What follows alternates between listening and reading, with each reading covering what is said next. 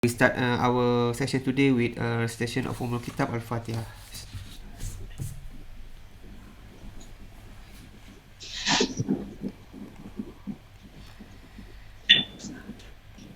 Okay, so in the last class, we learned about a gambit play. We learned about Benko, we learned about Smith Mohara, King Gambit, and the importance of the gambit lah.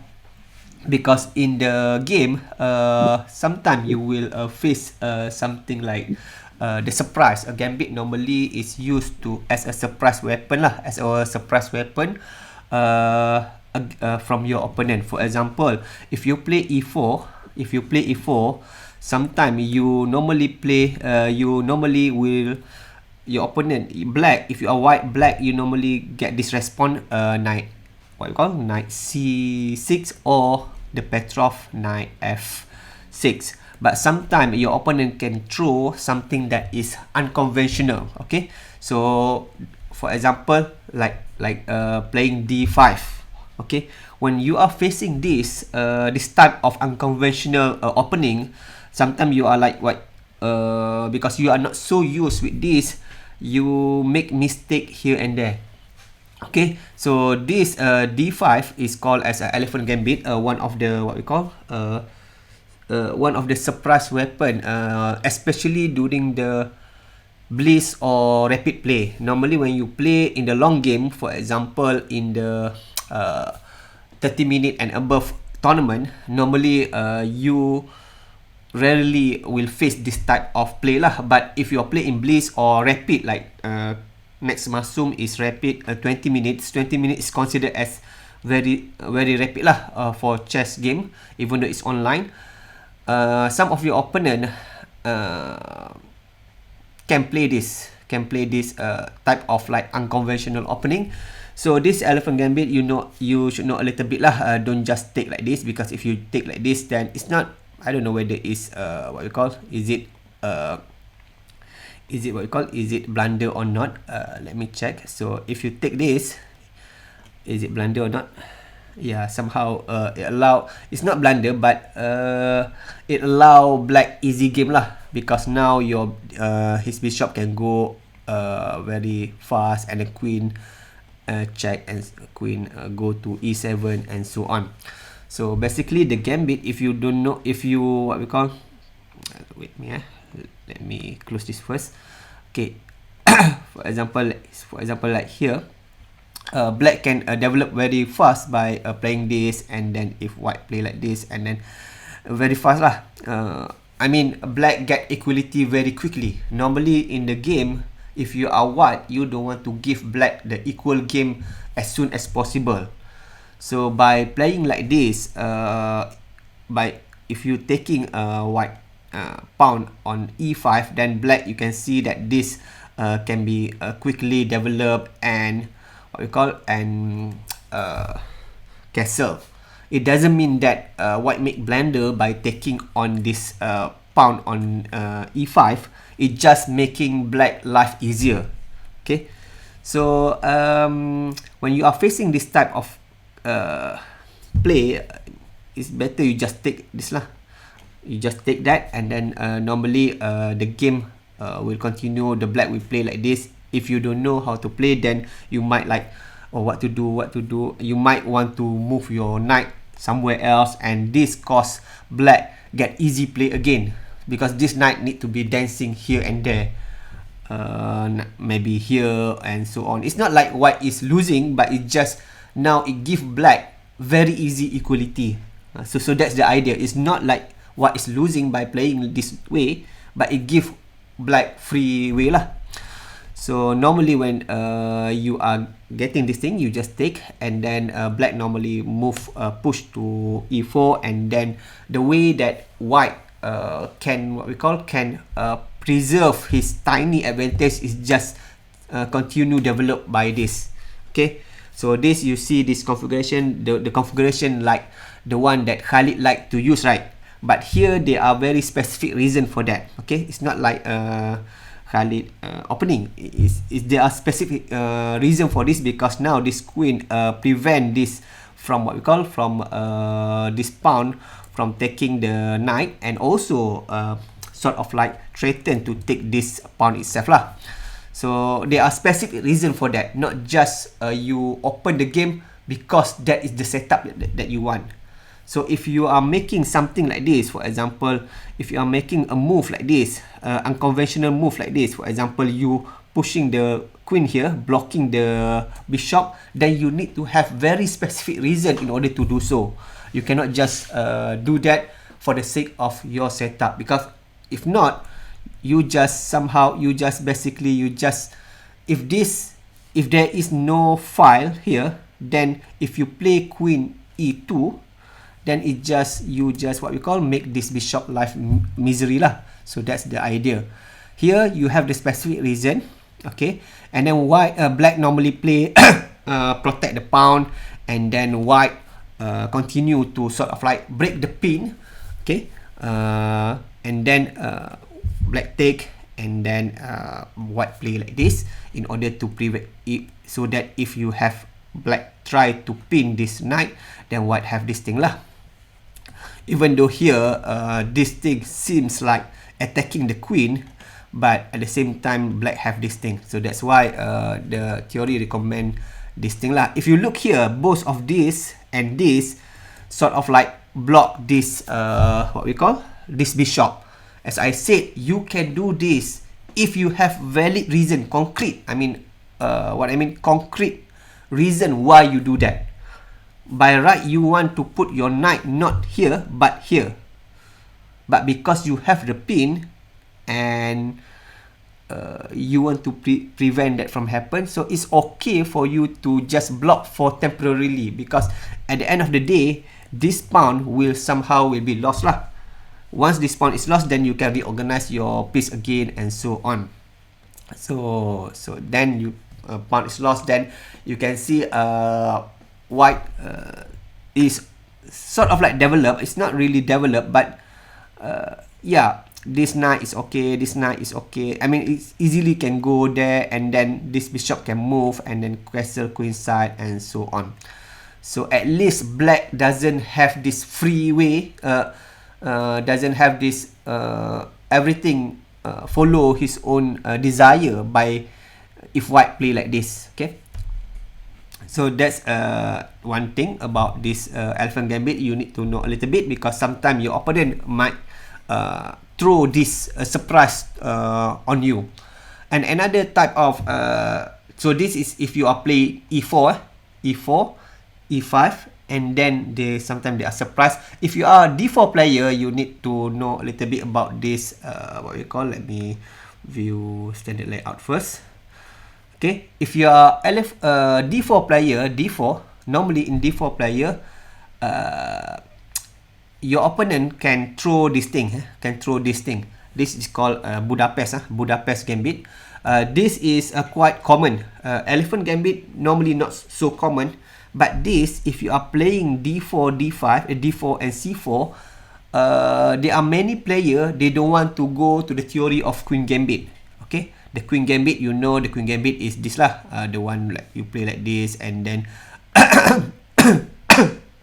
and then you play this thing, and so on lah. So this is basically the idea of in Queen Gambit. Black want to play like this, and then so on.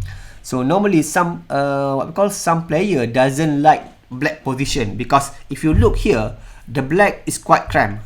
If you see the white setup, normally they follow like this lah. The white setup normally, let me open this first. The white setup normally follow like this. Okay, in Queen Gambit, how to do this? Okay, internal move. So normally this bishop sometimes goes out, and then do like this, and then the what we call the bishop goes there, and then you castle, and then your rook will go here, and then your what we call your queen will go here, and then so this basically from white perspective, his play is quite easy lah, because you have this what we call a half open c5. White can always take this thing, and also white already prepared to push this thing and push forward lah. So Queen Gambit perspective, white place is quite clear lah. It's clear. So that's why, and if you look here also, the black position is quite cramped lah. It's quite cramped. This bishop especially, this knight and everything is quite cramped. Okay, so maybe there are some player they don't like this type of structure, even though black structure is solid, but not all people like to play this. Okay, not all people like to be in this cramped position, even though it's defensible. There are people, they are seeking more in this counter play or aggressive play lah. So for those people, they might try this Budapest Gambit by playing e5. Okay, so you might ask, okay, this is free, so why not I take it? So of course you just take it. Gambit, one way to refute the Gambit is to just take it, so that your opponent need to prove that the Gambit is valid. Okay, so now you just take it, and then normally just give you the idea from the black perspective, because some of you are d4 player. If let's say you are facing this Budapest Gambit, what you need to do? You can play this, you can just play this, ignoring the Gambit. But you can see by playing this thing, by playing e5, black already somehow open the position, making life easier lah. If you see here, this bishop can go out easily, and then this black can just simply push this, and then it's much easier to breeze in this position compared to the typical this Queen Gambit position lah. So that's the reason why, if you have the Gambit, just take it if you know some theory of it.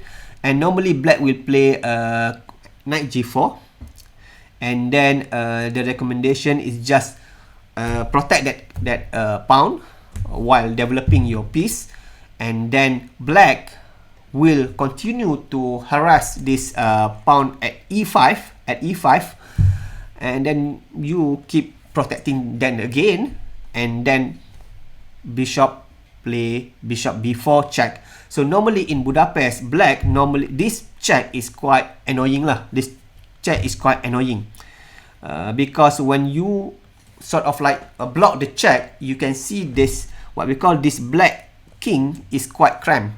Okay, somehow they are like checkmate there. Okay, they are somehow, if you are not careful, the knight can land here. Black knight somehow can land here, after taking here can land here and make a checkmate. Of course, when you taking this, the queen somehow go here and pin this what I call the king. So just to let you, the typical, what we call typical trap in Budapest is this checkmate on d3, because of this when the bishop come, somehow you need to sort of like to block the diagonal from the check, and this cause this king sort of like suffocate there. If the knight go to here, then you just break the what we call pawn structure lah. Okay, so that's the idea. And knight block, and then queen go still attacking this pawn. So you can see this pawn keep get attacked in this Budapest Gambit. And also because this position of queen also is allow some pin around the king. So that's why I said before, there are some checkmate appearing here when the knight, somehow this knight or this knight can land here and checkmate the king there suddenly in the opening. So just to let you, to give you the awareness what type of typical tactic in this Budapest what I call Budapest Gambit lah. So, and in this position is no use, because now this pawn is already attacked by 3, 1, 2, 3, and then only be protected by 1 and 2. So you cannot really protect this anymore. So then white just play e3 lah, because this pawn is already gone lah.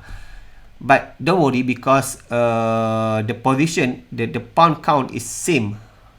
Okay, the pawn count 7, and 7 for white, 7 for black. It just now the position will become like this lah, and then you open You open like that, and then castle. Okay, so one of the idea for black also in this position, if you are facing this type of Budapest, black can play a5. Okay, the idea for a5 is not necessarily to what we call to reinforce this bishop, because this bishop already get protected by this queen, so it's not really much of the use for this a5. But the idea for this what we call the strange move here is because the black plan to move his rook out and do the rook lift and suddenly go to the king side and attacking what we call the king. So sometimes if you are not knowing the theory behind certain opening, you might get surprised by this sudden move, this a5. Why this black play a5? Okay, this the typical ways is because of black want to lift the rook to a6 and then leave it to bring it to the king side and attack the what we call the king side. So that's one of the idea of in the Budapest, one of the main idea in Budapest, basically the attack. So that's why Budapest is sort of like if the black player don't like the queen gambit, they either go to Benko. Normally they go to Benko, the one that I show you in the last class, Benko, because that is quite reputable gambit. And another one, they will go to Budapest. Okay, if they don't like the queen gambit structure, the cramped structure of the queen gambit for blacks.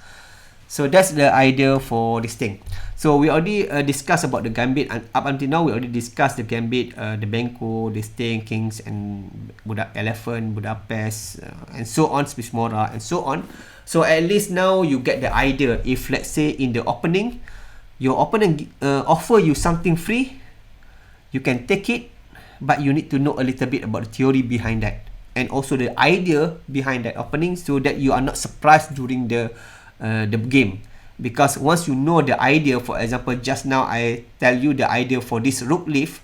If you know this idea, then sort of like you can save your time in thinking during the game. Okay, time is quite critical, right? Because even in this next Masum, you will play 20 minutes. 20 minutes is not so long lah for deep thinking.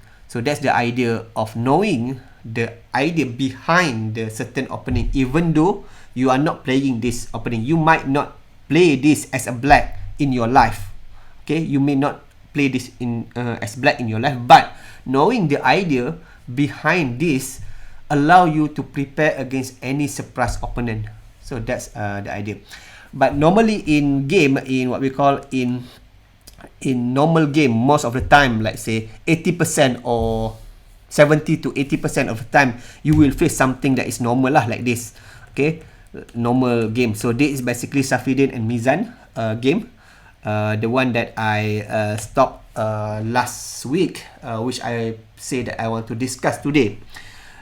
So basically here, if as you can see here, this is the normal game, normal play that you often see in majority of your play lah. Maybe like just a few gambit games that you will face, but this is what's common lah. So we showed before in the previous class that this Safiddin adopt this Catalan and what we call Reti system hybrid. So the Catalan is signified by this bishop here. Basically this what we call this configuration, we call it Catalan configuration for white. And this is Reti. When you do this here, normally we call it like somewhat Reti, not Reti 100%, but somewhat Reti. And for Mizan, she adopt this triangle, sort of like triangle formation. So normally the triangle formation you often see in what we call in Semi-Slav or Slav defense lah. We discussed a little bit about Slav last week, but let's say you don't have any books on opening, any encyclopedia on opening. How do you play? Let's say you done playing this thing, And then how do you want to assess this opening after you game? Here, the game is draw. Okay, draw. But then now, if you try to put this game in lichess, let's see, let me see in lichess, do you have that? Let me open that, lichess. Lichess, let's say lichess, Ottoman and Mizan. Okay, let's say not your queen. Okay, so let's go to not your queen here. Just I want to show the analysis part. Where is the game here, and then where is Ottoman. I don't know when. Ottoman. Let's see, 3. This is all bliss. This bliss. How to say? Oh, 3. How can I filter that? I don't know where to find the Mizan. Can we filter how this Mizan play against what? I don't know how. Rated. Draw. How draw? Rated, wins, lose, draw. Take draw lah. Draw. Yeah, this thing. 6 days ago, 20 rapid. Sorry. I don't. This thing. Okay. So this thing. So this is from lichess. Basically, if let's say during the game, during my presentation, I forgot to make it big like this. Certain time when I open the Google, I forget to change the view from the one that you see just now to this view, the full screen. Please inform me, because sometimes I'm forgot to to change this. So basically, this is the game by Safiddin and Mizan, the one that I show you. Computer analysis available. So let's click that. Okay. Okay. So if you see the accurate, the sort of this the analysis here. So there are very few blunder, very few mistake, very few blunders, and also very few inaccuracies. So it's easy to what we call to sort of like to see to analyze your game if your game is full of tactical mistake, because you know, okay, I lose this game because of tactic here, tactic there, and so on. It's easy for the computer and easy for you to also to find why you make mistake. But this game, if you try to look this game, there are very few blunder. They are, you put here the one blunder. Okay, which blunder? Okay, that blunder, and also even this blunder also, it just giving this free lah. That's it just allow this free lah, but it's not really a blunder. I mean, blunder. Pound gives £1 free. Even this you give free. White will got what we call what will got this what we call open file, and so on. Later I will explain lah. So it's not really much a blunder per se. It's just like yeah, it's just a small mistake lah. Small mistake there. Because basically this allow the formation of opposite color bishop. Okay, because white need to take here, because this is what we call this pawn is attack, but when white take there, this take there, you get this opposite color bishop lah. I will explain later on why this opposite color bishop is although I said in the class that opposite color bishop is good in attack, but if you look here, if you look here, Mizan play f5.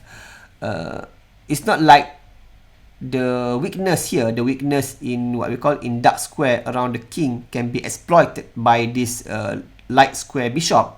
So in somehow white, even though opposite color bishop favor the attacker, in this case it's not really much, because this bishop, the bishop, the light square bishop cannot really exploit the dark square here. It's much better for white to have the dark square bishop and black have this what we call the light square bishop, and then yes, white have a significant we can say decisive advantage lah for attack. But in this case, yeah, nothing. Okay, so let's go back to this what we call again this mana, let me close this first. No, wait, yeah, let me close this first. No. Okay, let's so here, let's so give here. Okay, so so as I show you in the lichess just now, what we call, they are, yes, computer analyzed for you, but then there are very few mistake, very few inaccuracies, and very few blunders. When that happen, then to understand that game, you need to understand positionally lah. Okay, tactically, computer said, yeah, this game is okay, not much mistake. But to understand the positional, then you cannot really rely, I mean, you can rely on computer, but you need to interpret what computer says. So here, as I said, Safiddin, what we call, adopt this Catalan system, the Reti, sort of like Reti, and then Mizan, what we call, adopt this triangle system. So let us see first. Let us, in the previous class, we already discussed a little bit about this black configuration, the Slav, Semi-Slav configuration. Let me go to Semi-Slav configuration for a while. Let me open what we discussed previously. So this what we discussed in previous class, the one about this Semi-Slav. Let me bring myself here first. So this is Semi-Slav. As I said in the previous class, this is Semi-Slav. Okay, the idea is that black want to take the c4, and then after that, he want to move this b5 to sort of like gain what we call gain speed lah, gain time. Because normally when you are playing Semi-Slav, white normally move e3. Okay, want to take this straight away if black take the c4. But if you see in the Safiddin game, Safiddin doesn't play that e3. He play the hybrid. Instead of that, he play this g3, and then this configuration. Let me insert a null move. This configuration instead of the bishop there. Okay. So this what make the difference lah between the Slav that we learn and the Safiddin Catalan Slav, whatever lah. It's more towards Catalan rather than Semi-Slav. Okay. Now I'm talking about the Slav. Let me finish the Slav first, and then later we talk about the Catalan, how the idea behind Catalan, and also we will talk about a little bit idea about Reti, because Safiddin also sort of like Fanketo his bishop here, move what you call, move this pawn here and put the bishop here. We discuss a little bit also about the Reti. And then after that, only then we come back to the Safiddin Mizan game. Okay, the reason why I choose their game is because other game, most of your other game, the other game lah, I mean the rest of you, most of your game, your loss or your win is because your opponent make a blunder or make a very daring mistake. This is the game, as far as I can see lah, this is the game that very few mistake lah, very few mistake from both side. So when you see a game that is have very few mistake, then you can learn a lot in terms of their opening lah. If the game make a blunder, for example, if you play a game, your opponent make a blunder, then you cannot really learn much. You just learn that, okay, this is blunder, next time I don't want to do that. So that's the difference. That's why I will use the Safiddin and Mizan game, because as far as I can look, as far as until yesterday leak, this is the game that what we call the one that I show you, Safiddin Mizan game, is the one that both side is sort of like doing very well lah, doing very well. Okay, so now let's talk about Slav a little bit. Let me refresh a little bit about Slav. Okay. Okay, as I said, this is the one of the sharpest continuation in Slav. You play like this. The bishop stay here. not going to the b, what we call b, g2. So for time being, just think this bishop going here. Okay, so this is sharpest continuation in Semi-Slav, the bottom unit variation. So I already discussed this last class, so I will not discuss again. But basically, this is the what we call the idea in bottom unit variation. Is quite crazy, but yeah. So that is the variation, the sharpest variation. You need to know a detail about the tactical and so on. So this there are times also in Semi-Slav white we play G3 like this, okay, G3. But in this case, black can just take like that, and then white play what we call bishop G2. In this case, this taking here, this is a real gambit, meaning that white cannot really get that again. Okay, this is what we call this is real gambit lah. Okay, a real gambit for white lah, because white give the pawn for free. If the bishop is here, then you can just take, open and take lah. But here it's not like white can check here and take this, because this is just like no check, right? Because you have this c6 pawn here. So that's why this is a real gambit. Real gambit meaning that you cannot get back that pawn. That's what I mean by real gambit. So black can play this, and then because white want to take that c pawn no matter what, he need to play this a5 lah, a4, in order to prevent from this reinforcement at b5. Okay, but by doing this, it's allow black to get this what we call this juicy post for the bishop. Normally we don't say outpost for the bishop. Normally when we talk about the outpost, we talk for the knight. But this is the kind of the outpost for the bishop, where the bishop cannot be attacked by the pawn. So so even though a4 prevent black from playing this what we call this b5, at the same time it allow this outpost on b4. Okay, so bishop black take that advantage, play at bishop b4, and then let's say 0 0, and then na2, and then you just take back down, and then nd2, e5, and you can break in the center lah. Because remember remember this, even though now it look like white already pushed the black bishop backward, and now attempt to take the pawn again, this thing, take the pawn. By doing so, white already waste a lot of time. Instead of developing his own bishop, his own what we call his own rook and queen and so on, white somehow need to neglect his own development in order to gain back this pawn. So that's the idea behind of taking the pawn on the c4. When black take this pawn on the c4, even though by doing so, before, if black doesn't take, okay, let's say let's put here, before black take this pawn, this black have a very firm control on this square, very firm control on this square. But once black take this pawn, there are no more, this control is weakened lah. The control on e4 square is weakened, and white, by this weakening, later on white can go here, can queen go here, and then sort of like support this pawn move to e4, creating the big center lah.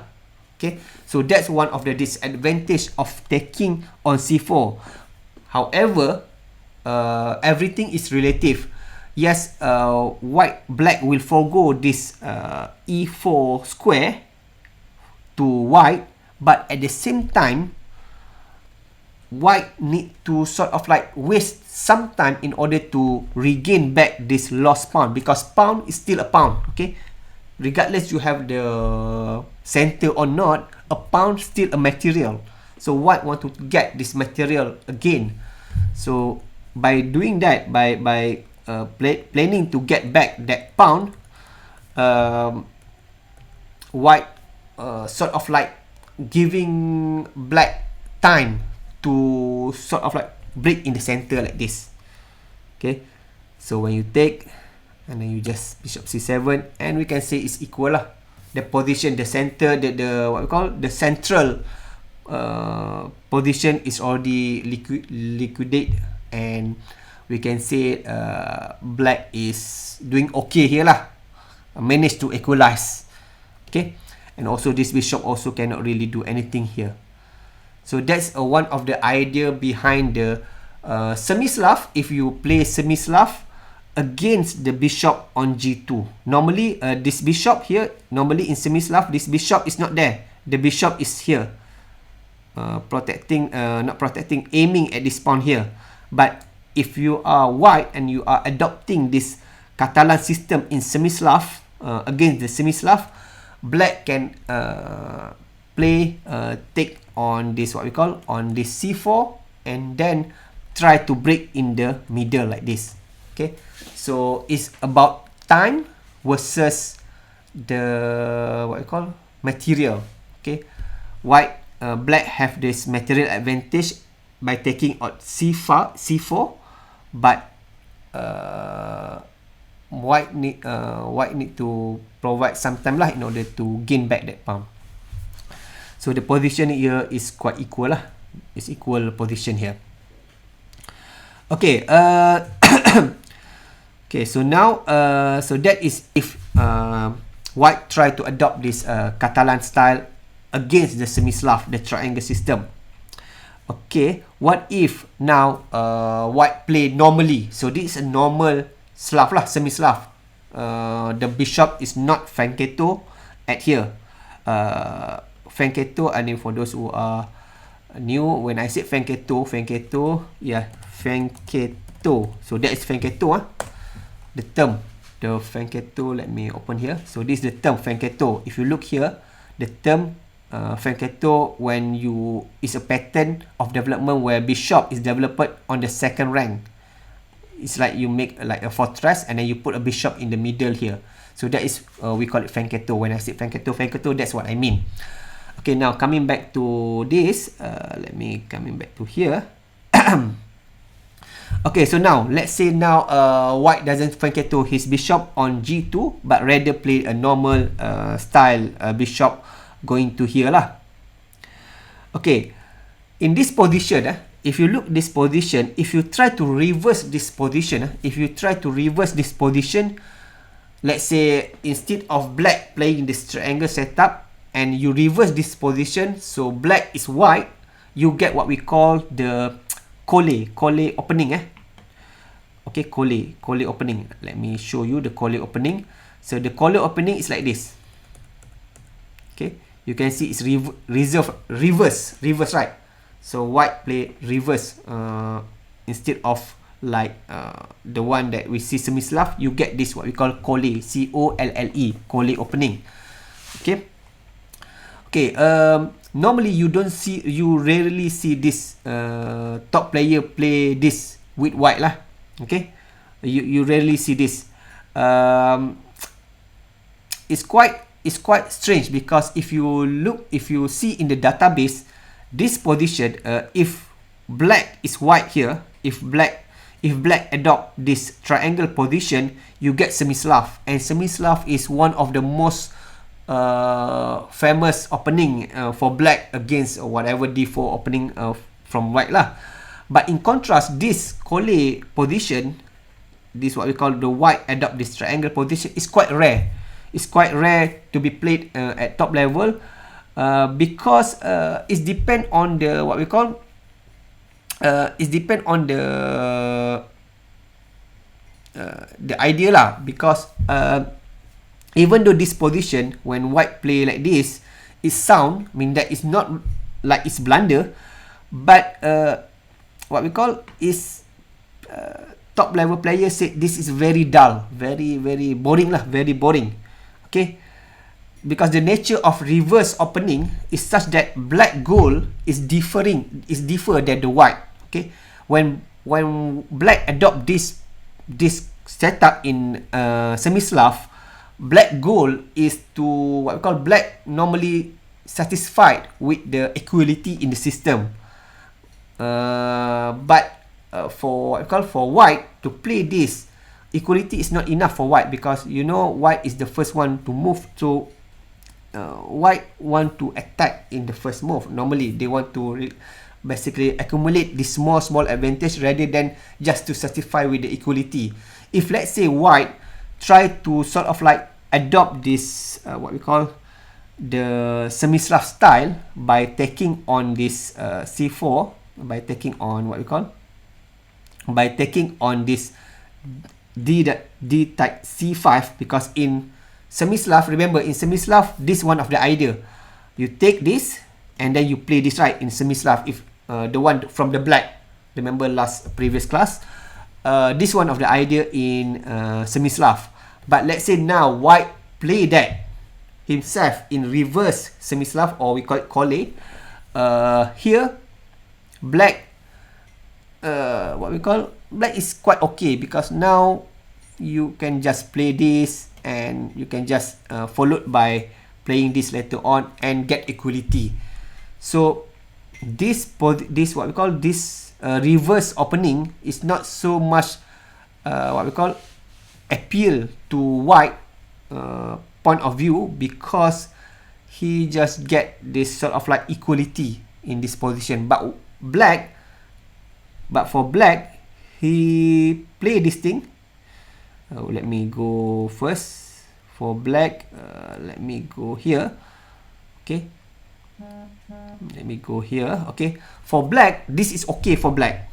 Okay, this is okay for black. This setup is okay for black, because black, the goal for black is to equality. So if you take there, if you take like this, if you take here, and then you take this, this okay for black, because yeah, as I said, this equal position for black, and you can just move bishop here and then protect a pawn here, and then move the rook on the c8 and then push to the c5. Okay. So that's why when you play a reverse opening, you need to also consider that not necessarily if you take the opening that is popular for black and use it as your opening as white, not necessarily that will be a good strategy, because the aim for black and white in the opening is quite different. White want to accumulate an advantage and try to preserve his advantage as the one who move first in the chess game. Black, the goal for black normally to sort of like to gain equality first, only then to attack later. So because of this different in strategy, then to adopt a reverse opening can be sometimes okay, sometimes not okay. For example, Siti Sarah normally play that. Siti Sarah normally play this what we call Sarah normally play this setup. Okay, this setup. So let's see Sarah game for a while. Let me see Sarah game for a while. Let's say this is your game. Let's say I go to players, and or maybe I just go from the games, and then I just take Control A, and then I take Control F and find Siti Sarah. Where's the thing? Okay, I put Siti Sarah. We want to see the white from white perspective. We don't ignore the color, and then we click OK. So we got we got all the game by Siti Sarah. So Siti Sarah is white. If you look here, 0% win. So we see what's the problem with Siti Sarah. So if you look, I make this bigger lah here, easy. Okay. So if you look the first game, blah blah blah blah blah blah blah. So that is bishop out there. Okay. So this is what we call Aisyah play. This is Siti Sarah versus Aisyah. Aisyah play f6. This is quite weakening. But I just want to show you something here, not here. In this position, actually Sara can win, but he make like blunder in the what we call in the middle game and get checkmate. Okay.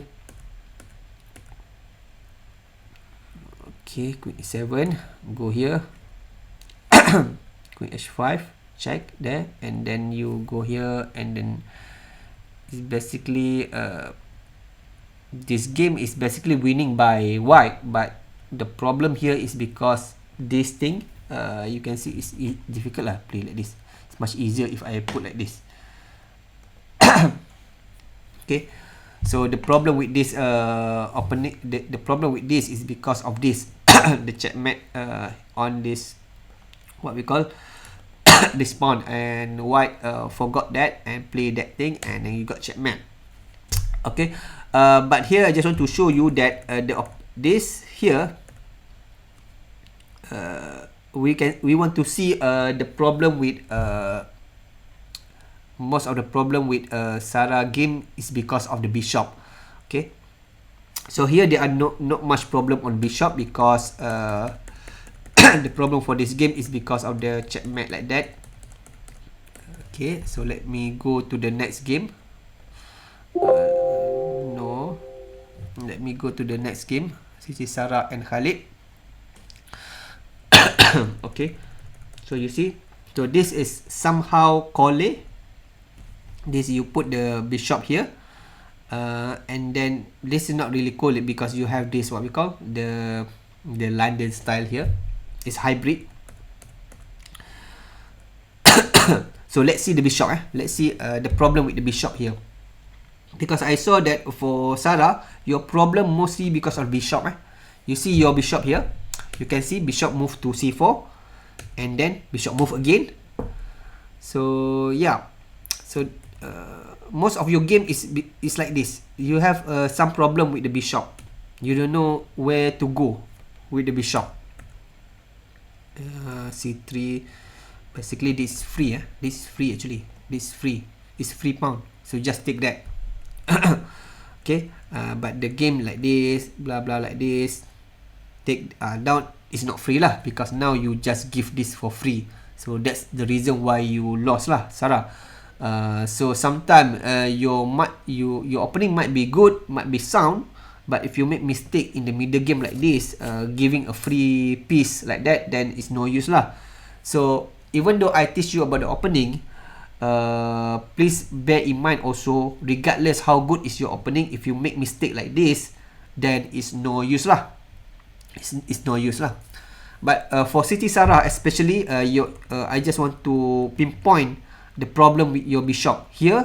The problem with your light square bishop, no idea where to go. So that is like a planless for the bishop lah. So let's go another game by Siti Sara also. Let's see where is the other game.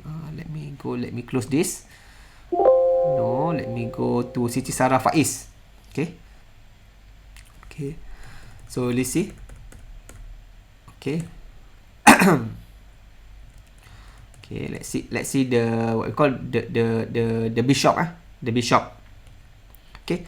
So let's see this bishop. This dark square bishop. Sara is white again. You see they are what I want to show you is the problem of bishop, especially for Sara lah. You see the bishop go to h2. The question now, why bishop go to h2? What's the reason? Because even though the knight go here, the bishop still protected by the pawn, and if you take with the pawn here, it's not really bad also, because if you for example you do like this, the bishop go there, the bishop move again to h2. It's like you are keep wasting time with the bishop. If you are here, let's say you are afraid of black play like this, black you afraid black play, let's say black want to play this thing, internal move. You're afraid that black will play this and taking the bishop. But still, if let's say white play any move, let's say I enter another move, another null move, and then black take, it's still okay, because this position is still okay, because this white have this firm control on the e5, so black have very much problem to push it to forward lah, the pawn. So it's not really bad, this position is not really bad lah. So but what I want to address here is look at the bishop there, doesn't have any what you call, go there again. So you waste a lot of time with the bishop. Okay, in this I think this Sarah lost, maybe time I think disconnection or maybe time control, because the position here is still equal. Faiz Sarah is quite equal, but maybe the disconnection or time control Sarah sort of like lost in time, so maybe that's the case why the position stopped until here only. Okay, so let's see another game by Siti Sarah again. Siti Sarah Huzaifi. If you look Siti Sarah and Huzaifi, so you see the bishop. I just want to address the bishop. Okay, so you see the bishop. Okay, now the one that I tell you before, this is okay. This is okay because no problem. This structure is no problem. No problem, because you get this, even though white pawn is shattered, you got this control on this e5. Okay, the problem is not that. The problem is that now you give that for free, then no go lah. You give for free, then no use lah. You give that pawn for free, you need to protect that pawn lah by g3, and so by playing g3, and then it's difficult to break the center lah. For black if white have this configuration of pawn. Okay, so even though it's not a problem with the bishop, but this sort of like what we call the aftermath, giving the free pawn lah for Sarah. Okay, let's go another game by Siti Sarah also, Siti Sarah and Mizan. Okay, let's see. Okay, so see this bishop. See this bishop. Okay, normally when you want to put the bishop on d3, normally you want to push this somewhere there or somewhere there lah, so that if let's say black push like this, so Mizan push to c4, then the bishop here, if this pawn is already moved here, the bishop can move back here and maintain the diagonal here. This is much more important diagonal for white bishop compared to this diagonal, because now there are not much diagonal for this bishop, right? So that's the thing. So that's why the problem with the bishop again, much better if you play this lah for Sarah. Okay, so bishop again, the problem with the bishop again, and the rest is nothing lah. Okay, let's see again. Siti Sarah and Safiddin. Okay, Siti Sarah and Safiddin. Let's see. Blah blah blah blah blah blah. And then see this bishop. So this bishop, okay, this bishop is quite passive here, but still okay. It's not really problem there. But look there. So here is not really a problem with the bishop for white lah. But still, Sarah problem still a bishop, because now you give this for free lah. Not free, but you self block. This your self block your own rook, so Safiddin can go to b2 and take the take the rook. So still we can say that the bishop problem lah. I mean for Sarah, you have this problem with the bishop. Okay, regardless your bishop or your opponent bishop.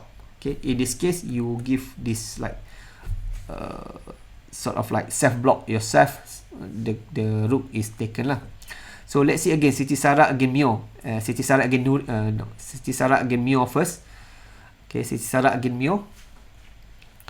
Okay, so you see, so this is sort of like the configuration of Colle, right? Colle, sort of like Colle.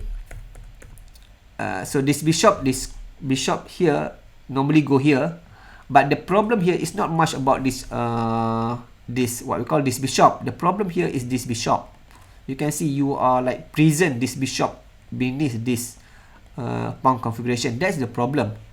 Okay, so yeah, the real problem is this dark square bishop lah.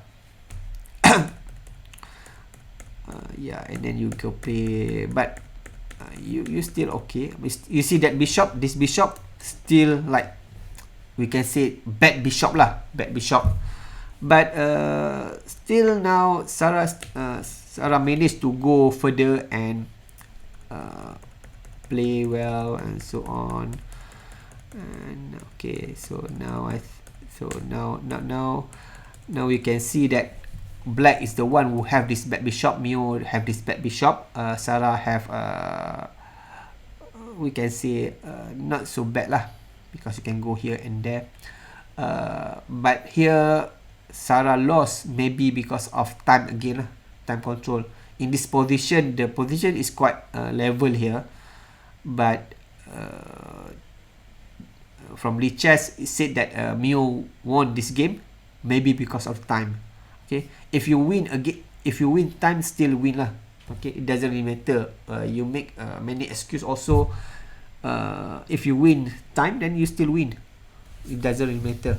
People don't really care. People just care whether you win or lost only. Okay, you win time or you lose on time, that doesn't change the change the result. Lost, still lost. Okay, and lastly we see Siti Sarah and Nuril. Okay, let's see Siti Sarah and Nuril. And this game, the latest game, this is basically round 15. If you see here, round 15, the latest game, 2 days ago, I think, 8 September. So this is the latest game, and we see that in this game, Sarah already get the idea about the bishop and play better lah. Play better in term of bishop lah. You can see now Sarah go to this outpost. This is what I call outpost for the bishop, because no pawn can attack this bishop, and yeah, doing very well here. But the problem now is here lah. The problem now, Sarah should have this activity, just push there, and then you get this rook active lah. But Sarah play passively by playing queen c2, then it's allow this thing. So now this thing cannot be pushed, and because this knight cover this, what we call this pawn, and then here is black is the one who get this outpost at the b4. Very difficult to what we call to move this knight away, and when this knight is not moving, then control side, this what we call this rook also is passive and so on. Okay, so but the game continue and so on.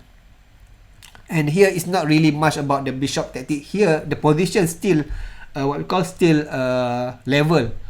The problem here, although now Sarah already sort of like sort out his bishop problem, but the what I call the tactic, now you get this fork, right? This fork. Okay, this fork. So regardless your opening is okay or not, if you make a mistake in tactic, then no go lah. You do all the hard work from the opening, but then if you miss the tactic like fork, like pin, like that, then it's no use lah. Then you get this exchange up, then easy for black to win lah, because now this is very weak, and then black can just gang here, go here, and then go here, go here, go here, go here, and then take this pawn lah. So that's the what we call the idea. So we can see now, we can say that Sarah initially have the problem with what we call with the bishop, but over time she know how to handle that. And just now, Sarah, you need to look after the what we call the tactic. The tactic. Your game is okay. Currently is doing good. You better and better now. The way how you play compared to the first game is much better now. This is round 15. This is round 1, I think. This is round 2. The one that the top one is round 2. With Nuril is the latest one. You can play the opening, you can play the middle game, but be careful about this tactical. most of you have this problem, especially in this 20 minutes. Your masuk is 20 minutes. So I think the opening lecture is more like just give you the idea, but I hope that you work on your tactical, because tactical is the main thing that cause a lot of problem during what we call during this short game. For example, 20 minutes. For example, you can see this even for example just yesterday, right? Yesterday this game Hani versus Hafiz. Hani versus Hafiz. We got the upset here. So Hani won the game. Okay. So the game is okay. Level is okay. So the game is okay. The game is okay. Not really bad. But then still okay. Still white doing okay here. So this still okay. White still okay. Yeah, white is winning. Of course, white winning. Meaning that black is still okay here. It's not like black is losing here, even though now Hani goes to B6 in order to pin this, what we call, to pin this the knight, the queen. Okay, this still okay. The position still okay. But what's not okay, if that Hani play queen B1, not only protect but also try to do something there. Okay, something there. The mistake is this A5 lah. Because now when white play NG5, this pawn is sort of like what we call, sort of hanging lah, hanging. Okay, and then Hafiz play this NB4, thinking that, oh, now I get a free, what we call, a free rook, just to be surprised by the checkmate there. Okay, so that's the thing. So yeah, so regardless how good is your opening, if you make mistake like this, then cannot say anything lah, cannot say anything. Maybe now it's already round 17. We have 22 round. It's already round 17. Some of you might be tired. It's a long league. Some of you might be tired and so on. But this is a training, meaning that remember during your masuk game later on, it's 7 round in one day. So this sort of like giving you the idea about how to sort of like to test your stamina lah.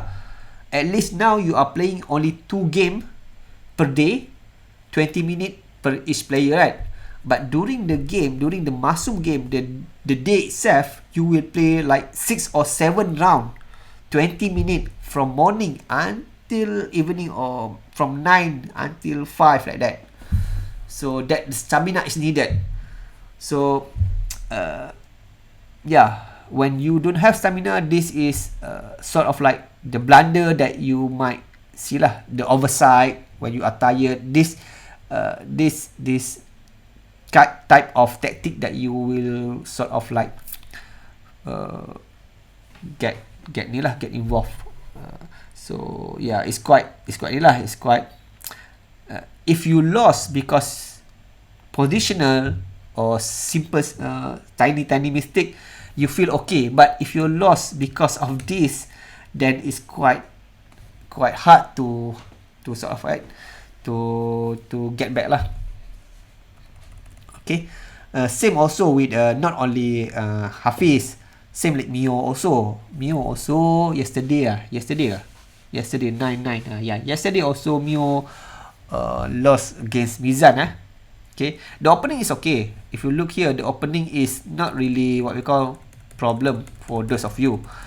Yeah, it's not really a problem. In fact, Meor have most of the advantage during the game, but chess is about who are making the mistake last. Whoever make the last mistake, then normally they will lose lah. Okay, for example here, the position here, white got sort of like some advantage lah. For example here, you can just check here, whatever. But still, white have advantage here lah, because position of the knight and so on. But Meor play this thing. Okay, Meor play this thing. Okay, you have check like that. Mizan check. Okay, if you look previous game, okay, previous game, let's see previous Hani Hafiz. Hani Hafiz. The problem with this game is that you have this diagonal problem. Diagonal. Normally, human can see very well when the problem occur. Is there any problem occur vertical or horizontal like this? Vertical or horizontal. Normally, we are adapt to that. We are easy to see that. But diagonal like this, the diagonal problem, like the check on the side, the queen check on this thing, on this place, and so on. We typically have this oversight lah. Okay, same with this Meor. The problem here, diagonal is not really a problem, but you need to consider also this queen here not only check but also attacking this rook, and this rook only protected by this knight. So if let's say here this is a blunder lah, because now you can just just move this knight lah, not take this knight, just do like this lah, and then you get the not get lah, because knight can go there, but at least you can pin now. You can pin, and a lot of crazy thing can happen lah when you pin something against the queen or king. A lot of thing can happen lah. For example, if let's say white play b4 and then take, and then let's say white want to sort of like break the pin. I mean, avoid the pin of the queen against this against this rook. Here now you still have this undefended, and remember, if anything, if the knight goes somewhere, this will take by check. Okay, that's why this is a blunder. Normally this blunder lah. It's better to go to h2, because at least now, if black play this if you try to do this, at least if you break the pin, this, if the black, let's say the black manage to take it later on, let's say black manage to take, how to do this, wait, if let's say black manage to take this, it's not by check lah. Okay, so that's the thing lah. So this the thing, the diagonal problem. Okay, diagonal problem. Often human have this difficulty. Not only you lah, me also, everybody lah. They have this difficulty of looking at this diagonal. So in this case, this diagonal, and then the mistake because of ni lah. This is mistake lah. Mizan, you can just get free. At least you can just get easy game by playing this, and then you get this lah. If you play this, if Meor play this, then you can pin and so on. But Mizan play rook play this, and then the position will be equal again lah. So the position will be equal again, and then the game continue like this and so on, blah blah blah blah blah blah blah blah, and then they continue like this, whatever, and so on. Okay, now until here, okay, with the queen here nearing the when you see the queen near the the king visibility, then you need to consider about the possibility of perpetual. Okay, here Meor take on the a6 is not good to take, to be greedy if you see your opponent queens already in this sort of like in this near your king, because at least now white can get draw. At least the minimum black can get draw lah. Black can get draw at least the minimum. So perpetual. So even though you have 3 pound here, it's no use lah if the black able to perpetual you. So that's the one of the ni lah. But here not only you get perpetual, white can even win lah.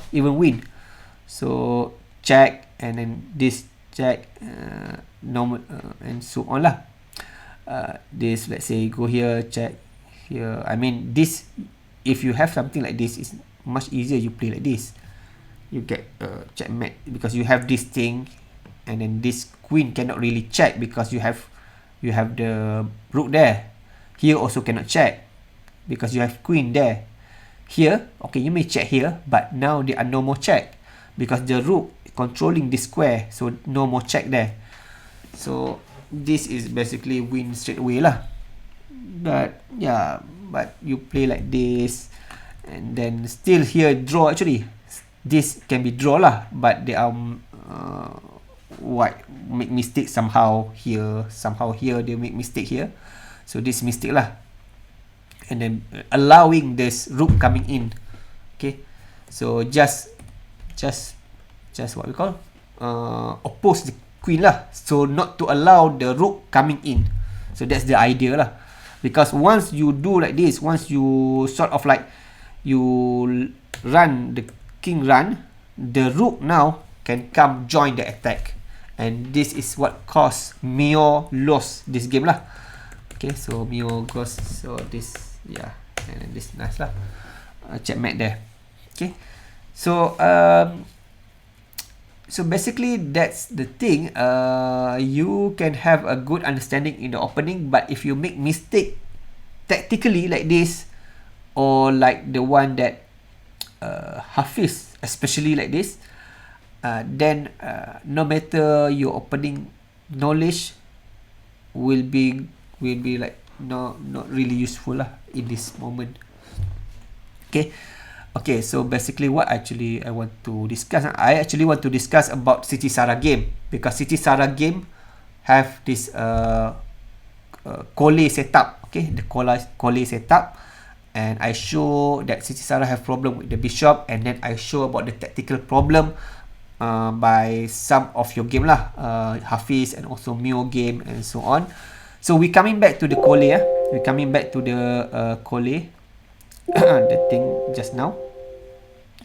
Let me open the what we call the here this thing. Okay, so this is basically what I call the Colle formation. So now you know why this formation is not being adopted by GM or not much lah. It's not like it's blunder. It's just, it's not appeal to them, because if you look here, this bishop is doing nothing. It's prison behind that. Okay, prison behind that. For black it's okay, because black he want to sort of like get the equal game first and attack later. But for white, is quite, this strategy is quite strange lah. Because white is the one to move first, and then why not you need to wait first? Why don't you just attack first, and so on? Okay, so we learned about this. So this is Semi-Slav. So this from black perspective, Semi-Slav, and we show that this what we call this bishop d3. You take this. One of the idea is to push the b5 pawn, and then you coming back, and then you have this position. You can move this a pawn, move the bishop, rook to here, and then you open by c5. Okay, open by c5. Okay. Let me go here.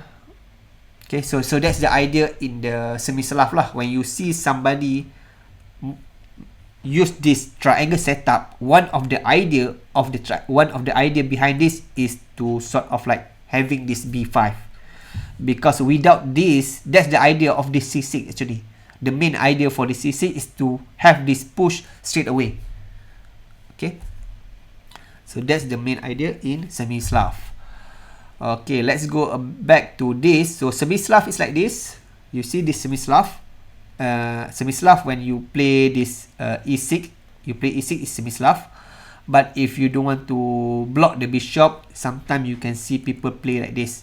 It doesn't block the bishop, so this we call it Slav lah.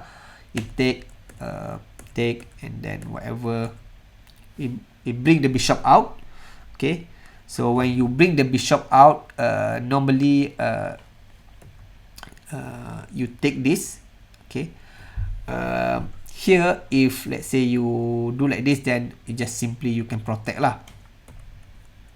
But the idea in Slav is basically you want to bring the bishop out lah, the bishop out, and then from here there are a lot of theory and so on. Okay. So yeah, So from here, the white can go here, white can go play like this, go like this, go like this, and go like this. As I said, this A4 here, even though it's prevent the B5, prevent this, is allow this what we call the outpost on B4. So you get that and get that. So the position is level lah. So that's the idea for this Slav when the bishop coming out. Okay, semi-Slav when the bishop is still on here and rely on what black rely on this B4 and bishop going here lah. So that is Slav and semi-Slav. Okay, so we done with that. So that's basically cover this position lah. Normally when the bishop going to this E6, the D6, the idea for this bishop here is to help this to push here lah. If let's say black unable to do that, then this bishop here is almost no use lah. Okay, it's much better to use here, to put the bishop here rather than here, because here, remember, if you put the bishop here, you run into the risk of, let's say white play this, let's say white play this, white can continue this thing, continue with the fork. Okay, so that's one of the danger of putting the bishop here. Okay, if let's say you cannot take, if let's say taking this also, not good, it's like black is forced to take here, because if do nothing, then white can push to fork. So that's one of the disadvantage of putting the bishop here lah.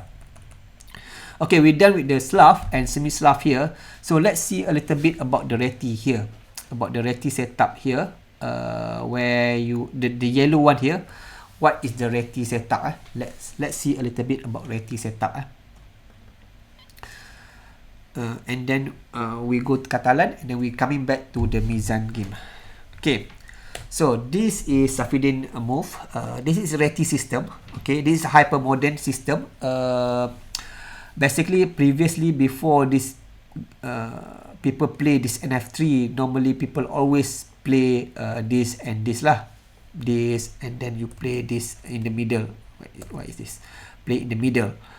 But Reti system sort of like we call it hyper modern system. They broke away from the dogma that the center must be occupied by the pawn. Okay, instead Reti they signifies the piece pressure. Instead of using the pawn, they normally Reti will try to sort of like Fanketo here and Fanketo here and put the pressure on the center. Put the pressure on the center here using the piece instead of using the pawn. So that's the difference between Reti and other opening lah. Okay, so normally okay, let's say black play this thing. Okay, this is basically what Reti is all about, and you also see Safiddin play this. Okay, but normally in Reti, white doesn't push this pawn. White doesn't push this pawn here. If you look Safiddin game, Safiddin always push the pawn here. That's no more Reti lah. That's more like Catalan lah. More like Catalan and so on. The Reti, normally the Reti, the pawn, they are, one of the characteristic of Reti is that the pawn doesn't go here, go in the middle. The pawn just go somewhere here only. Somewhere here and here only. So Reti is quite unique. It's because of many opening. If the opening is positional, even in the nature, there will be some sort of what we call the tactical somewhere, lies somewhere in the position. But Reti normally characterized by maneuvering, meaning that they are not much about tactical. It's more like positional. Because the reason for that is because the pawn, this what we call this D pawn and E pawn rarely go here. Normally this pawn, they will go either here or here. So because of that, they are black doesn't have target. black doesn't have target to attack or to break the center and so on. That's why Reti mostly positional. Rarely Reti you can find this tactical whatever in the Reti lah, because of the pawn going just small move here, just small move either here or here lah, either these two lah. When you play like this, like Safiddin, that's not Reti anymore. But the reason why I want to show you about Reti, because sometimes when you are black or when you are white even, sometimes your opponent doesn't want to push the pawn straight to the middle. They just want to slow here, go very slow here or here, very like modest move lah. So when that happen, the what we call the position become less tactical, because you don't have the what we call the point to attack. So Reti will teach you about how to deal if you don't have something in the middle, something to attack in the middle. Okay, so there are a few ways to push to play against Reti. Let's say Reti is white. Okay, white is Reti position. So this pawn now, white play this right, white play this move, no, this move, white play this move right. Okay, so black can have many options lah. Either he push, or take, or just ignore, or just continue with this or with this, with the Slav style or with the Queen Gambit style. Either black push, or take, or just defend like that. Okay. So the most common, one of the most common is push lah, push. Okay, this aggressive push is sort of like traditional way to combat against Reti, because the black motivation here is territorial gain lah. Because if you look here, without white pawn here, then black have sort of like free way lah to go forward like this. Okay. So if you look here, this is resemble is more or less resemble the modern Benoni that we discussed before. Because for white, if white play like this, you also have this similar reverse right, and you have this Benoni, this thing. And we learned before, when you have this sort of thing, black can play like this Benko Gambit, right? So similarly, in sort of like this Reti system, against Reti system, black can play d4 and try, and if let's say white play g3, okay, g3 meaning that Frankento his system, black can play this or c5 lah, and just c5 like that. Because black normally play knight c6 lah. Normally you don't play like this, because you usually want to play c5, right? To sort of like doesn't make this pawn behind the knight. But in this position, white have this sort of like interesting continuation by playing Benko like this. Okay, reverse Benko Gambit. Okay, reverse Benko Gambit. You take and you get this reverse Benko Gambit lah. Okay, so here we can say white is okay, but he used this Benko style lah.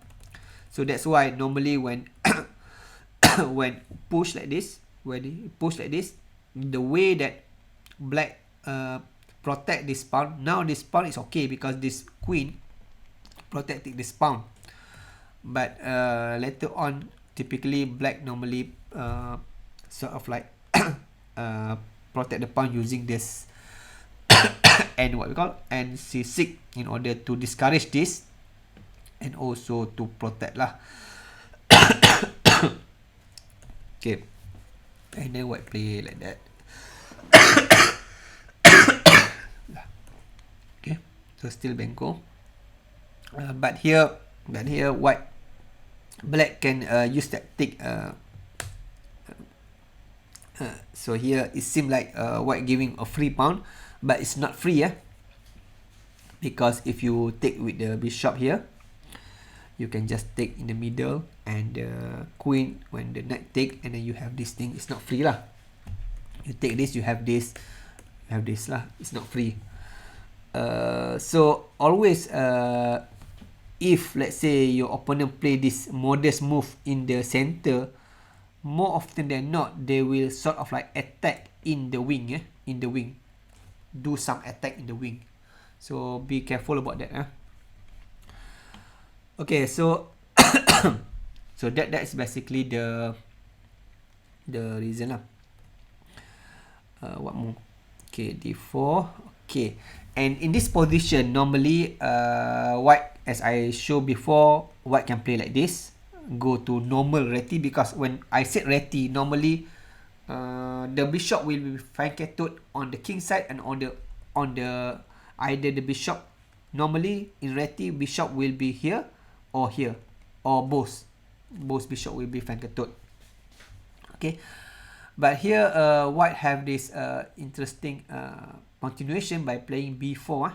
This is modern approach to play using Reti. Instead of playing this modest g3, white play this thing in order to sort of like taking control of the c5 lah, taking control for this c5 square, and also what we call starting to encircling this, what we call this pawn here, because he's alone here.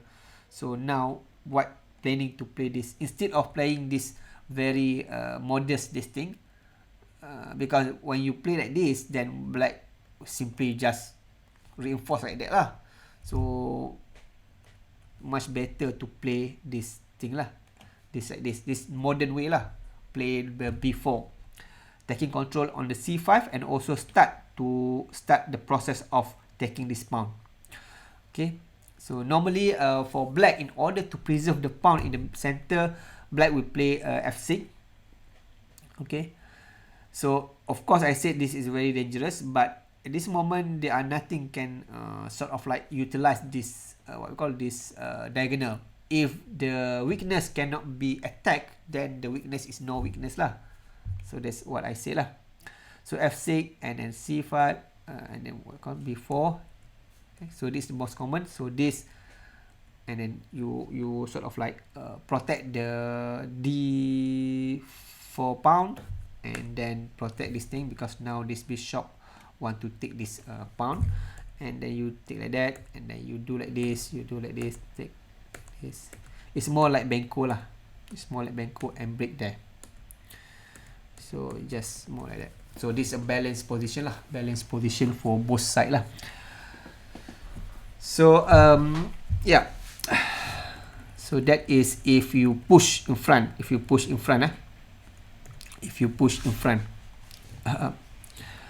Okay, but normally if you look at Safiddin game, they are pawn here, so you cannot push, right? You cannot push. So either you need to take, or you need to just defend like this. Either you take, or you just play solid like c6 or d6. But let's see first the close variation first. See this thing. Okay, here in this position, black doesn't take. Black doesn't take on c4. Doesn't push and doesn't take yet. Okay. So normally the difference between Reti and what Safiddin play is that they are nothing here. They are nothing. They are still free here. Okay. So yeah, let's see here what common here. So castle, b3. This is more like what the configuration of Safiddin lah. You can see you have this thing, bishop here and bishop here, right? The only difference now is this: there are no pawn here. Okay, so that's the only difference. Okay, so this white here, black can play like this. Or can play like this. So this is what similar like what Mizan used. Mizan want to put his bishop here, but let's see this first. let's see if let's say white black play NC6. Okay, the idea for NC6 here, because there are no D pawn here, the idea for this is to push and to close the diagonal. So that's the idea for NC6. NC6, and then we go, and then white try to prevent that from happening. So that's why when I say in Reti, the central pawn move is quite modest, just small move only in Reti. Okay, so go d4, still go d4 because you didn't have knight to protect that. Okay, so here it's worth mentioning that if let's say black take like this in order to sort of like black want to get this weak square, white have this thing, and then if you take, then we can say that white not only have this half of a file, and this also ready to be pushed.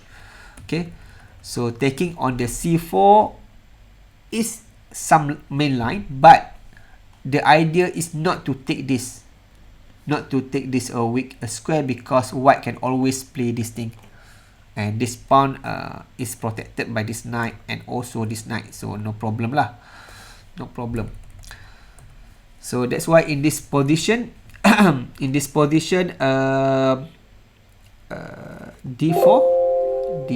go to d4, take, and move e1 like this. Okay, so in this position, if you are black, in terms of the theory, the best move here, because here the reason why rook e1 here is basically so that black will not be able to push the pawn. So that's the idea lah. That's the idea for why white play rook to e1. But in this position, black have this ne8, ne8. Instead, this is the main line lah. Okay, the reason for this is to what? Because black in this position, black doesn't have really much. What is the plan for the black here? Nothing much can be done on the on the queen side here. You can see the queen side here is quite like you have this 3 against 2. It's not really much black can do here.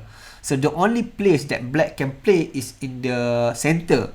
But the center here, the only way how to black can use the center, because you see the center here, there are no white pawn, right? There are no white pawn here.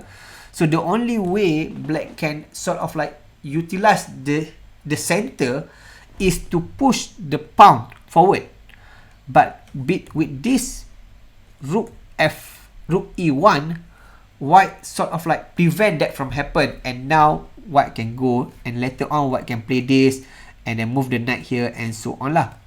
So in order the plan for black now is still to sort of like gain the center, because that is the space, that is the place where black is quite strong, where white doesn't have any pawn there. So that's why the main line is ne8. The reason for this is to play what? To play this thing, to play this and this, to move the f6 and e5. Okay, now let's say you never play Reti, or you never use Reti in your game. You sort of like, you don't care about this Reti whatever, but playing this, at least you get the idea. Let's say this position come in your game, maybe from different opening, you can still use this idea. Let's say you start, what idea to do here? Do I want to move this bishop here? It's quite take some time, and this knight is somehow protecting this this pawn. So this knight cannot really move where somehow lah. So if this knight cannot move, then this bishop also sort of like doesn't have life lah. So the best plan for black here is to play ne8, not only planning to push this. So let's see. Okay, so it not only push that, it also allow this bishop to have this breathing, can get out. So that's the idea, how you use the idea that you learn from other opening to your play. Not necessarily you play this type of opening, but by knowing the idea, the knight d8 idea here, this idea here, knight d8, and playing this f6 and also this e5, then you sort of like increase the richness of your positional play lah. Okay, if not you will stuck here. What to do here? What to do? What to do? What to do here? So having this idea, it seems easy.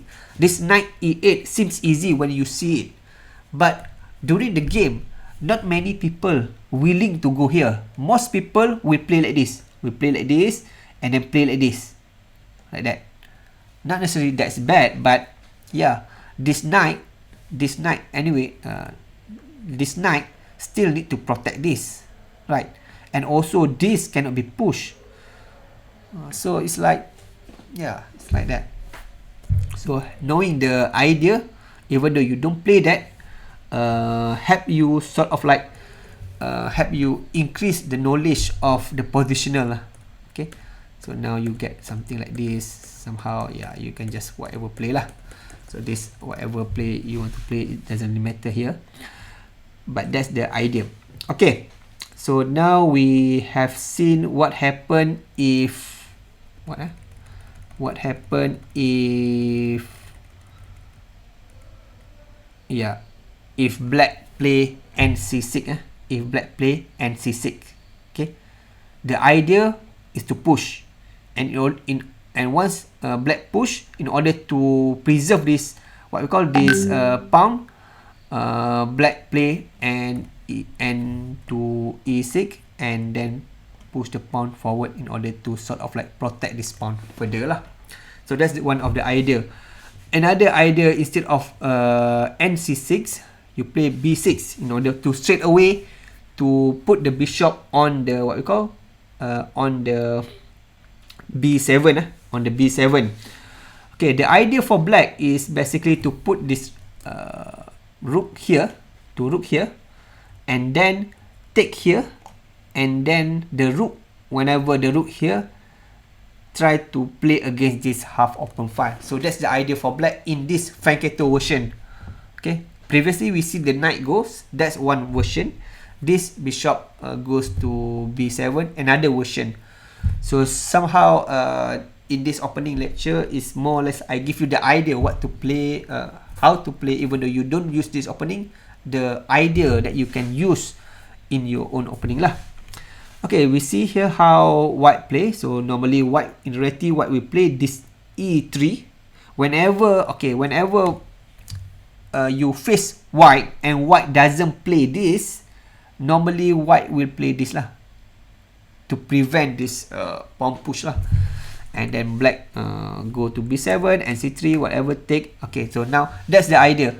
As I said before, this rook want to go here in order to sort of like discourage any expansion in the center. And then black play what? Go there because need to sort of like need to develop anyway. And queen e2. Okay, so the white idea in Reti is basically queen normally go here, and then the rook go here, and then push there. So that's from white perspective, that's the idea. Okay. So see the queen, black queen go to c7, rook fd1, and then this thing. Okay.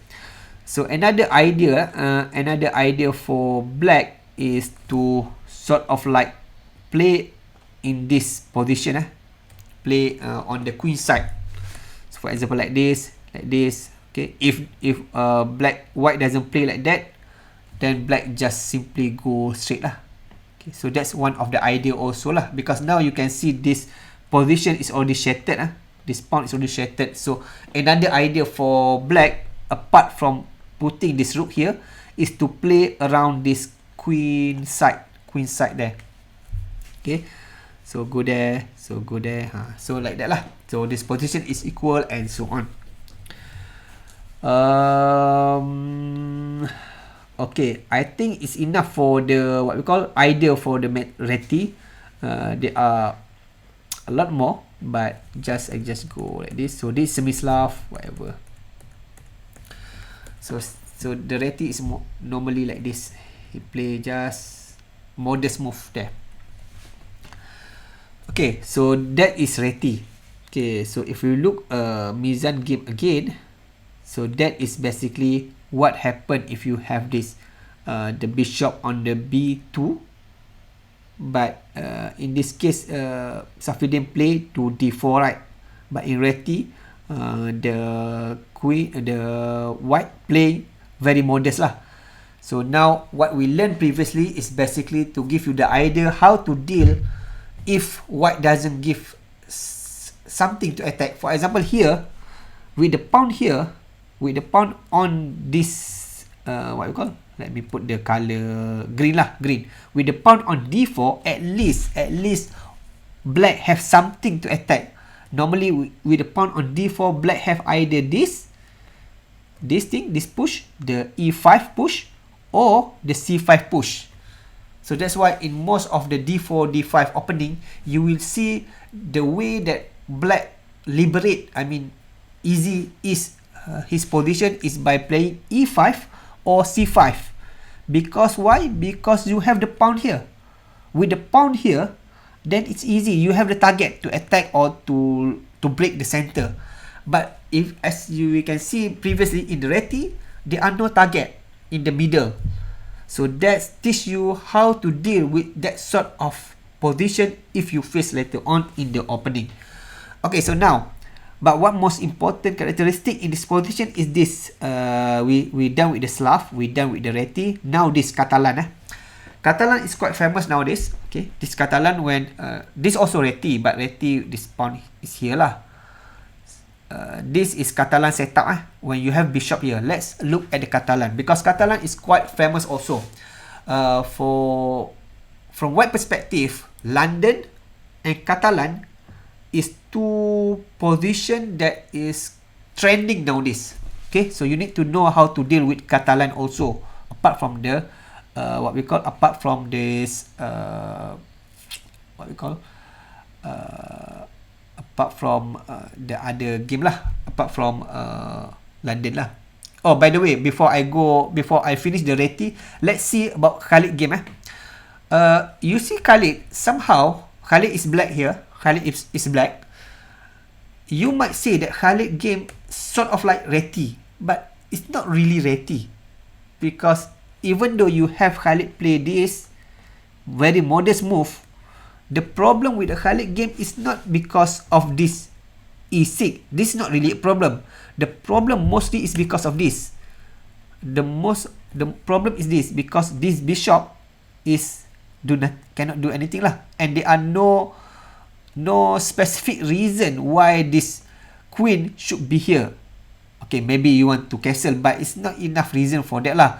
Because why? As I said, if you adopt Reti configuration, when I say Reti configuration is that the pawn is modest. It doesn't go in the pawn doesn't go here lah. The pawn doesn't go at this position in the middle. Okay, when you adopt this configuration, you need to bear in mind that your opponent can control the center. Okay, can control the center. In Reti, if you look in Reti, it's a little bit different. Even though it give even though here, let's say here, where this thing, let's say where is the thing? Mana? Wait, okay, let's say here, even though white play modest move, this one and this one later on, is still control the center. For example, here, this knight control here, this bishop control somehow here, and this pawn control here. Is control the center but from far. If you look Khalid game, if I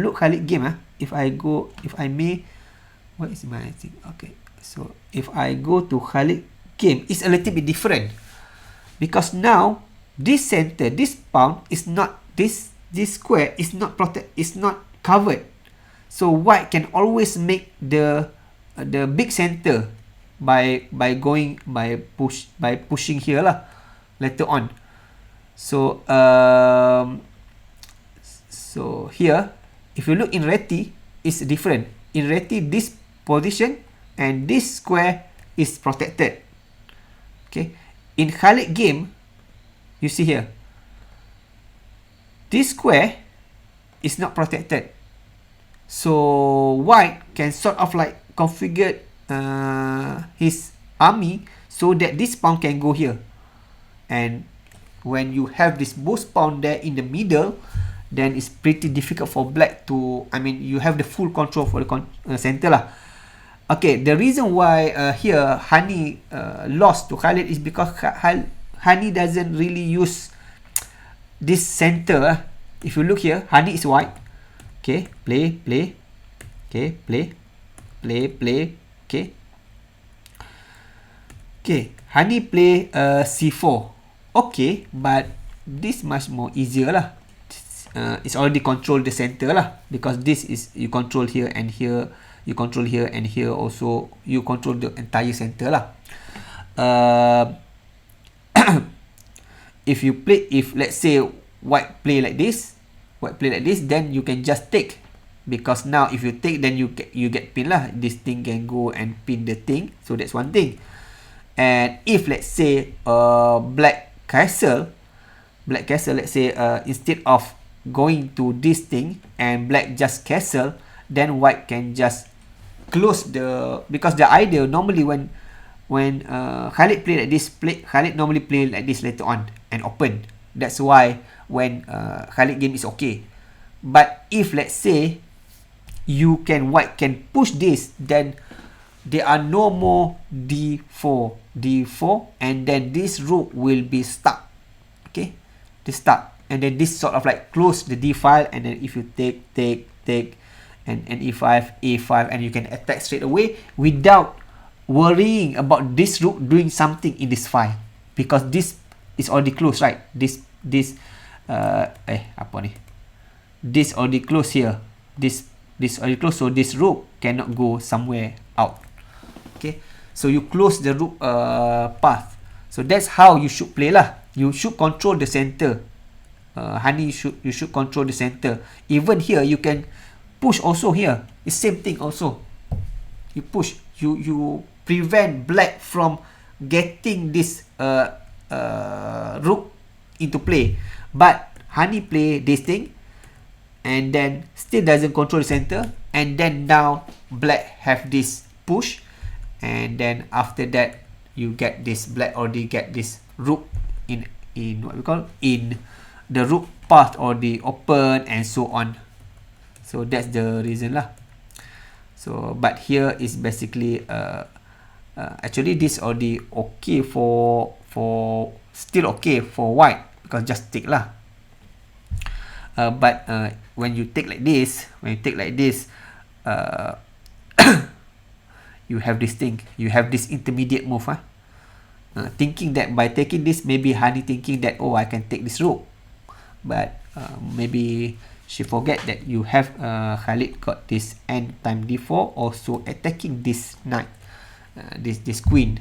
Okay, and then you have nf3 whatever, and then this, because now this back rank is not what we call not protected, and that's the problem lah.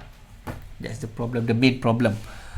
So you can see that you can play against this by preventing your opponent getting counterplay by pushing in front here. So whatever lah. So that's thing. So let's see also Faiz and Khalid. Faiz also lost against Khalid. So this is Faiz against Khalid. We can see Faiz. Similarly,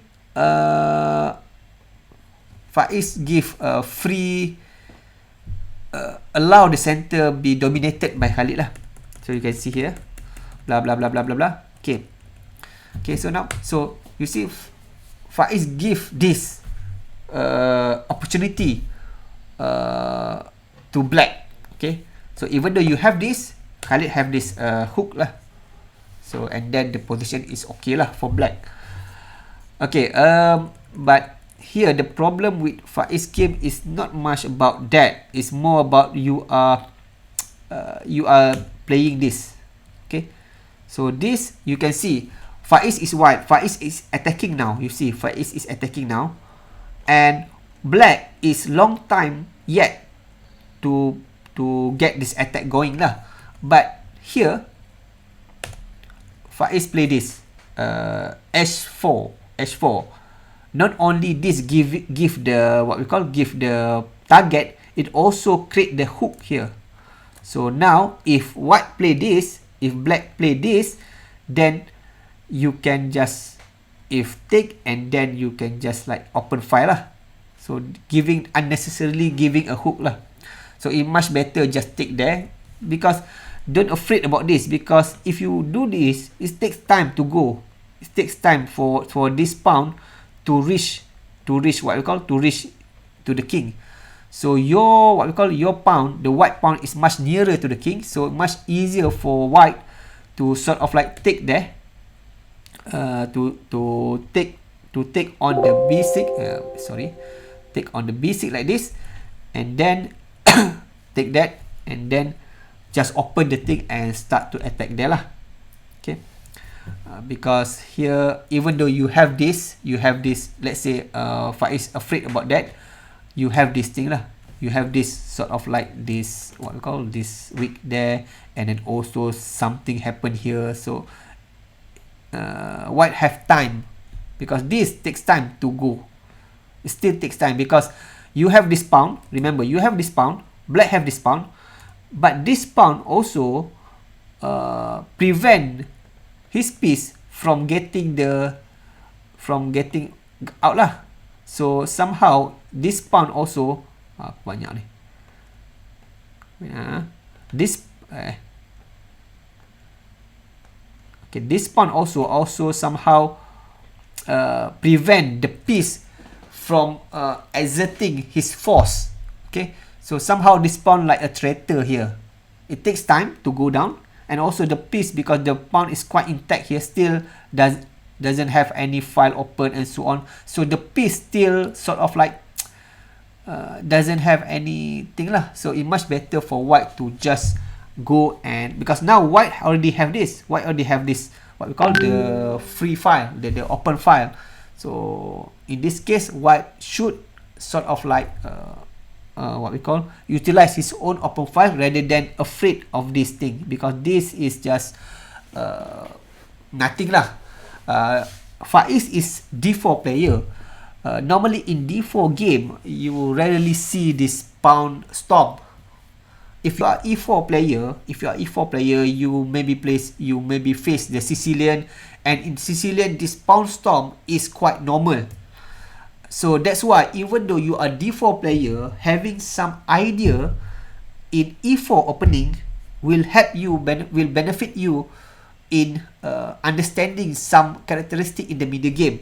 For example, if let's say Mizan play this, let's say Mizan is white, I don't think Mizan will play h4 here, because in what we call in Sicilian, we know that any pawn move like this doesn't really have anything to worry about. It takes time to get to the king. Okay, so that's why even though you are d4 player, having some knowledge on e4, even though you are d4 player, having some idea in e4 game can benefit you. That's why I show you the Reti before this. Even though you never play Reti, even though you are not used to Reti, maybe that idea from Reti can help you improve your game, certain game, and so on, get the idea and so on. So that's the idea here lah. So the problem with this game for Faiz is because you are giving this somehow a target for black to attack. Okay, and then what's more, E7.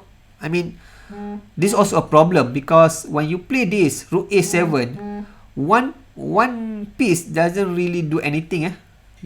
That's why you need, because if you look here, it's much better for you to move this what we call the knight going there and so on, rather than putting the rook on a7, because now you only use only one piece there, but there are another piece here not used, so you cannot checkmate or win using just only one piece. Chess is a teamwork, so you need you just activate other stuff before you bring. That's much more easier and much more like more promising lah in attack.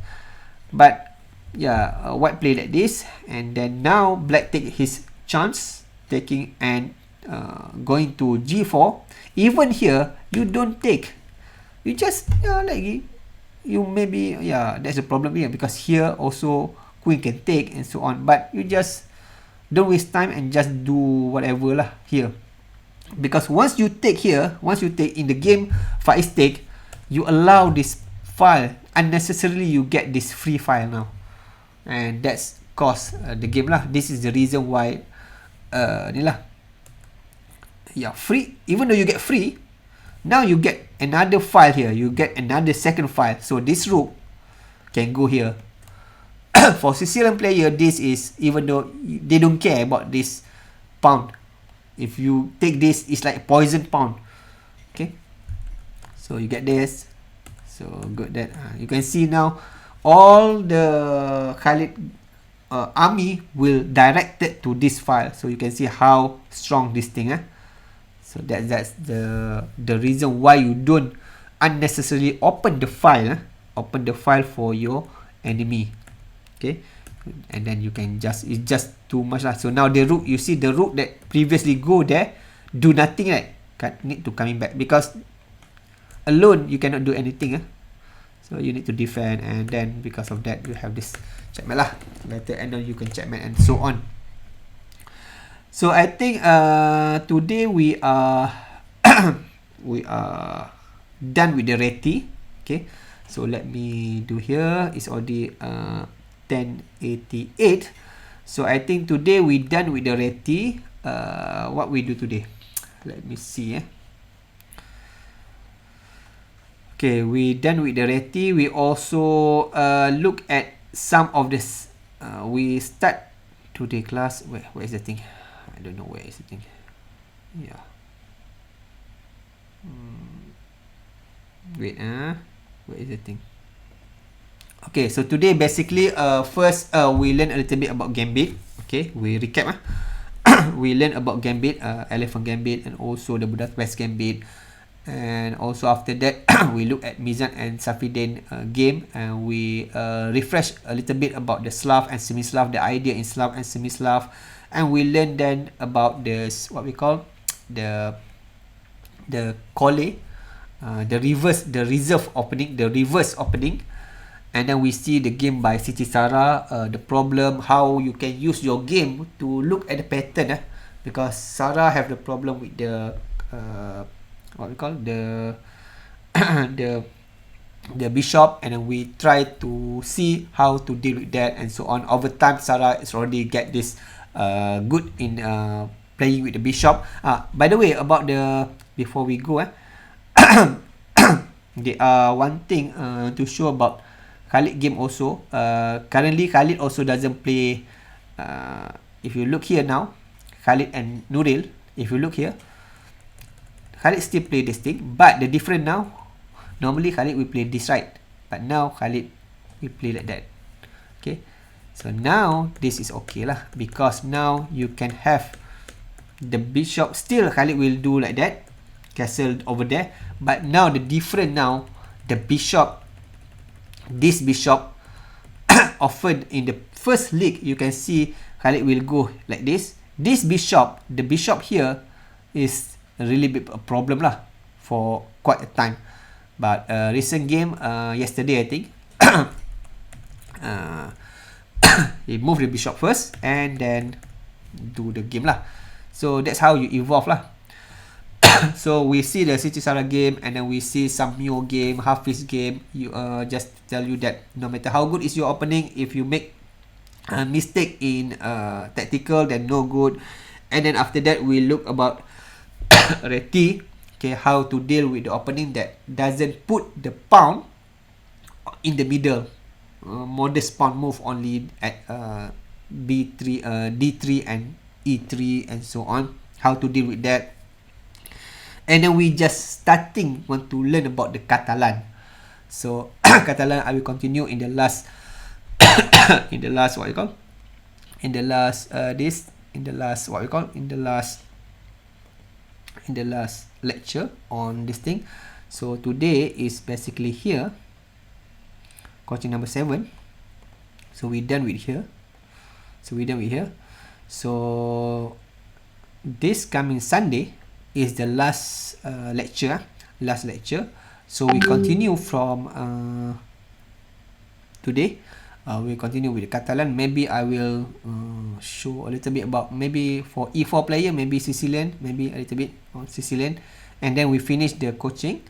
And then on the Sunday, maybe I will ask you, maybe after the class, maybe I want to test a little bit about to discuss a little bit about how you can do this presentation. Maybe using lichess or whatever. We will see on Sunday lah. After the class lah, maybe take like 10 minutes after the class just to discuss about how you will present, because after this you are the one who are talking. To sit there over this Zoom and sit and relax is easy, but once you try to talk, then you need to ni lah. So that's why I want to you also to talk here. So mostly during this talking, you will talk most of the time. At least 40 minutes. 40 minutes. Please put the thing, only one game. Put the selected game to present here. You put lah lichess, whatever link that you want to present, and then you put that. The reason for that is because at least I can see first lah which one, so that I can prepare lah.